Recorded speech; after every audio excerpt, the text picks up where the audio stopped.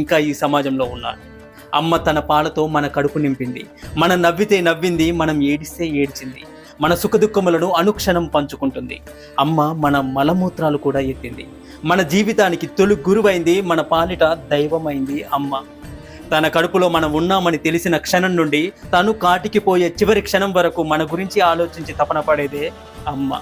అలాంటి అమ్మకు నగలు నాణ్యాలు ఇవ్వకపోయినా పర్వాలేదు, కానీ తన పెంపకాన్ని ప్రశ్నించే పరిస్థితిని అవకాశాన్ని ఎవరికీ కల్పించకండి.